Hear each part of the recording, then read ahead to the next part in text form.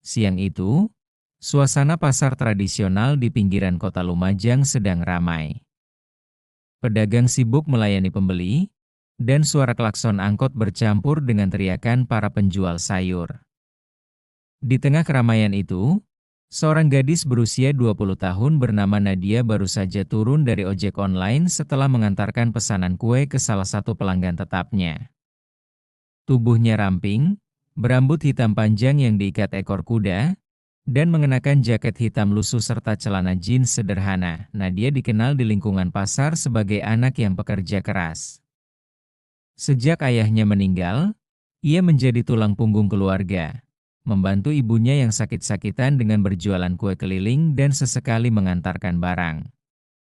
Kehidupannya sederhana, tetapi ia punya tekad kuat untuk menjaga kehormatan dirinya dan keluarganya. Namun, hari itu, sebuah kejadian tak terduga mengubah suasana. Saat Nadia hendak menyeberang ke area parkiran motor, sebuah mobil patroli polisi mendadak berhenti di depannya. Tiga pria berseragam keluar, wajah mereka penuh arogansi. Salah satu dari mereka, berpangkat Bribka, langsung menunjuk Nadia. Kamu, ikut ke pos sebentar. Ada urusan? Ucapnya dengan nada memerintah. Nadia yang bingung mencoba bertanya. Ada apa, Pak? Namun, jawaban yang ia dapat hanyalah tatapan tajam dan gertakan. Banyak tanya kamu. Cepat ikut. Tanpa banyak penjelasan, mereka menyeret Nadia ke sebuah pos kecil di sudut parkiran pasar. Di sana, mereka menuduhnya terlibat dalam kasus pencurian ponsel milik pengunjung pasar. Nadia terkejut dan mencoba membela diri, namun suaranya dipotong. Kalau nggak mau urusan ini dibawa ke kantor, bayar tebusan 5 juta sekarang juga, ujar salah satu polisi sambil menyeringai. Nadia terdiam. Uang sebesar itu mustahil ia punya. Ia mencoba menjelaskan bahwa tuduhan itu salah, tapi nada suaranya justru membuat mereka makin marah. Tiba-tiba, satu tamparan keras mendarat di pipinya. Beberapa pedagang yang melihat dari jauh hanya bisa saling berbisik, takut ikut campur. Nadia menahan sakit, tapi tatapannya tetap tegas. Ia sadar, kalau ia diam dan menurut, ini bukan hanya soal uang, tapi harga dirinya akan diinjak-injak, dan di balik sorot matanya yang tenang, ada sesuatu yang belum mereka tahu, sesuatu yang bisa membuat para polisi arogan itu menyesal besar. Suasana di pos kecil parkiran pasar itu semakin tegang. Bau kopi instan dan rokok murahan memenuhi ruangan sempit berdinding triplek itu. Nadia duduk di kursi plastik berwarna biru yang sudah retak di pinggirnya. Sementara tiga polisi arogan itu berdiri mengelilinginya seperti sekawanan serigala mengitari mangsanya. Bribka yang tadi menampar Nadia kini menunduk mendekat, menghembuskan asap rokok ke wajahnya. Gimana? Bayar sekarang atau kami borgol dan bawa ke kantor. Di sana lebih susah urusnya, ucapnya dengan nada mengancam. Nadia menelan ludah, menahan amarah yang sudah mendidih di dadanya. Ia tidak bodoh, ia tahu ini bukan prosedur resmi, melainkan pemalakan terang-terangan. Tangannya yang tadi gemetar kini mulai mengepal di atas pangkuan. Saya nggak mencuri. Dan saya nggak punya uang 5 juta. Kalau mau bawa saya ke kantor, silakan. Tapi saya akan laporkan semua ini, jawab Nadia tegas. Ucapan itu membuat salah satu polisi, yang berpangkat brigadir, terkekeh sinis. Lapor? Hahaha, kamu pikir siapa yang mau dengerin? Kami ini aparat, Dek. Kalau mau hidup tenang, nurut aja. Bribka itu lalu meraih kerah jaket Nadia, menariknya dengan kasar hingga tubuhnya terhuyung. Tamparan kedua mendarat, kali ini lebih keras. Bibir Nadia pecah, sedikit darah merembes. Beberapa orang di luar pos sudah mulai berkerumun, tapi tak satu pun berani masuk. Namun, mereka tidak tahu bahwa Nadia bukanlah gadis biasa yang mudah menyerah. Sejak kecil, Mendiang ayahnya yang seorang instruktur bela diri di Koramil telah melatihnya seni bela diri pencaksilat. Meski jarang digunakan, insting dan refleksnya tetap terasa. Tatapan Nadia berubah, tidak lagi takut, melainkan tajam dan penuh perhitungan. Ia melihat celah. Ketika Bribka itu hendak meraih rambutnya untuk menarik paksa, Nadia dengan cepat memutar pergelangan tangannya, mengunci jari lawan, dan memelintirnya ke belakang. Aark! Lepas, teriak Bribka itu, kaget bukan main. Gerakan itu terjadi begitu cepat, membuat dua polisi lain tersentak. Brigadir yang tadi mengejeknya mencoba maju, tapi Nadia dengan sigap menendang tepat ke lututnya. Lutut itu berbunyi krek pelan, membuat pria itu jatuh meringis kesakitan. Suasana mendadak kacau. Salah satu polisi berusaha menarik tongkat rotan yang tersandar di meja, tapi Nadia menendangnya ke samping dan mendaratkan pukulan telak ke perutnya. Pria itu terhuyung mundur, terbatuk keras sambil memegangi perutnya. Kerumunan di luar pos kini mulai bersorak, beberapa berani merekam kejadian dengan ponsel. Why? Rekam, rekam. Biar viral, teriak seorang pedagang sayur. Nadia berdiri tegak, napasnya sedikit terengah, tapi sorot matanya tidak gentar. Darah di sudut bibirnya ia seka dengan punggung tangan.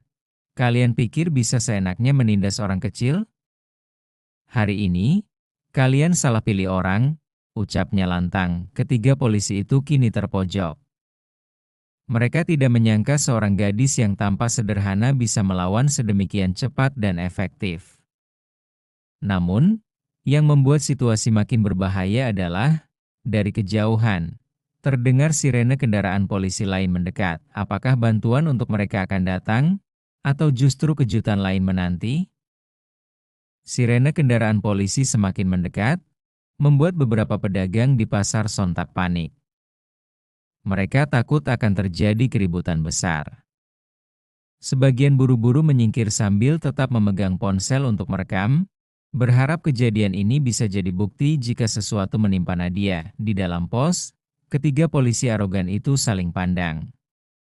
Meski mereka tadi terlihat percaya diri, kini wajah mereka mulai menegang. Bribka yang tangannya dipelintir Nadia tadi mencoba bangkit, tapi pergelangan tangannya masih nyeri. Brigadir yang lututnya kena tendangan pun hanya bisa duduk di lantai sambil meringis. Habis kau nanti kalau tim kita datang.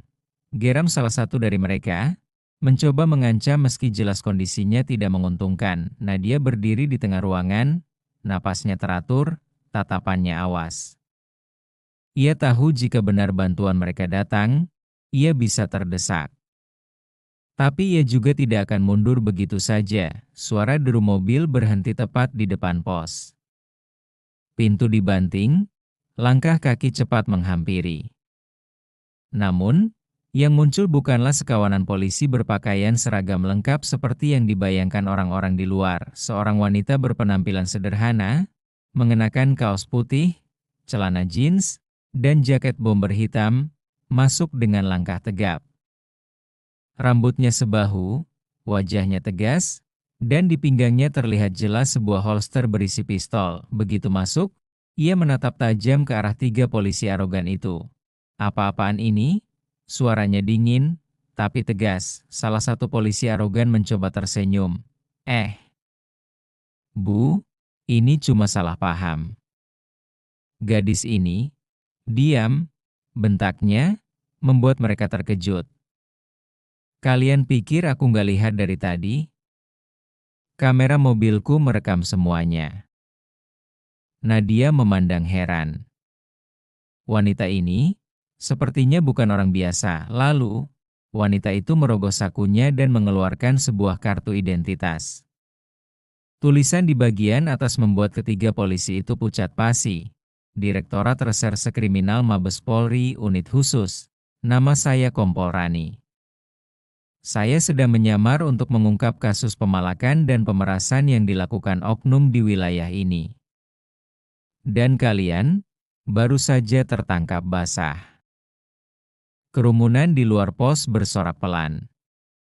Beberapa langsung mengirim rekaman mereka ke media sosial. Brigadir yang tadi terjatuh mencoba membela diri. Bu, ini cuma salah paham. Dia. Cukup. Kalau mau ngomong, ngomong di kantor. Sekarang kalian semua saya amankan.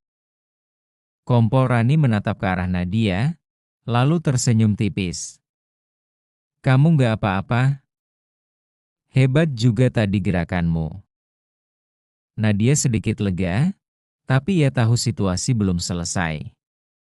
Ketiga polisi arogan itu masih melotot padanya, seakan menyimpan dendam. Namun, Kompol Rani mendekat ke Nadia dan berbisik, jangan khawatir.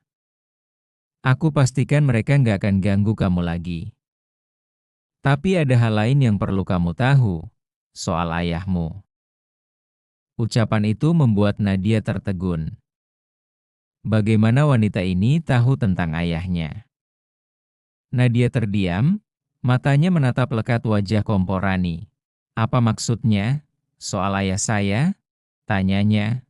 Suaranya sedikit bergetar. Kompol Rani melirik sekilas ke arah tiga polisi arogan yang kini sudah diborgol oleh timnya yang baru datang. Mereka digiring keluar pos dengan wajah muram, sementara sorakan kecil dari kerumunan di luar mengiringi langkah mereka.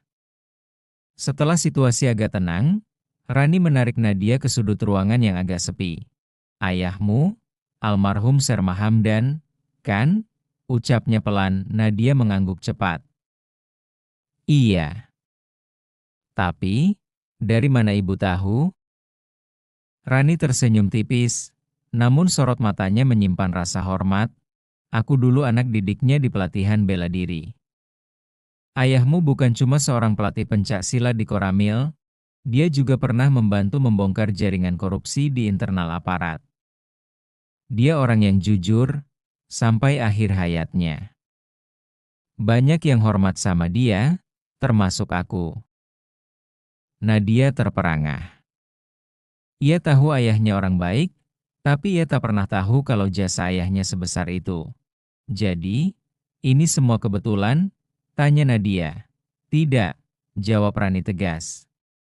Sejak awal aku menyelidiki kasus pemerasan ini, aku dapat laporan dari warga soal seorang gadis yang sering dibuntuti oknum polisi karena dianggap mudah diintimidasi. Begitu aku tahu itu kamu, aku nggak bisa tinggal diam. Hari ini aku datang sengaja untuk membongkar mereka. Dan ternyata, kamu sudah memberi pelajaran lebih dulu. Nadia tersenyum kecil, meski matanya berkaca-kaca. Ayah pasti bangga kalau masih ada orang seperti ibu di kepolisian. Rani menepuk bahu Nadia. Bukan cuma aku. Banyak aparat baik di luar sana. Tapi kita memang harus keras melawan yang busuk. Di luar, suasana semakin ramai. Rekaman video Nadia melawan tiga polisi arogan itu sudah viral di media sosial. Komentar publik memuji keberanian Nadia, sekaligus menuntut penegakan hukum terhadap para pelaku. Beberapa hari kemudian, kabar resmi keluar, ketiga oknum polisi itu dipecat tidak hormat dan dijerat pasal pemerasan serta penganiayaan. Nama Nadia pun jadi pembicaraan hangat, bukan sebagai korban, tapi sebagai simbol perlawanan rakyat kecil terhadap kesewenang-wenangan aparat. Suatu sore, Nadia duduk di beranda rumahnya bersama ibunya. Angin sore membawa aroma tanah basah setelah hujan. Ponselnya berbunyi, pesan dari Kompol Rani. Tugas selesai. Kau jaga dirimu baik-baik, nak. Ayahmu pasti tersenyum di atas sana. Nadia menatap langit yang mulai berwarna jingga, lalu tersenyum. Ia tahu, perjuangannya belum selesai. Tapi hari itu, ia telah membuktikan bahwa harga diri tidak bisa dibeli, dan kebenaran layak diperjuangkan, meski harus melawan mereka yang merasa berkuasa.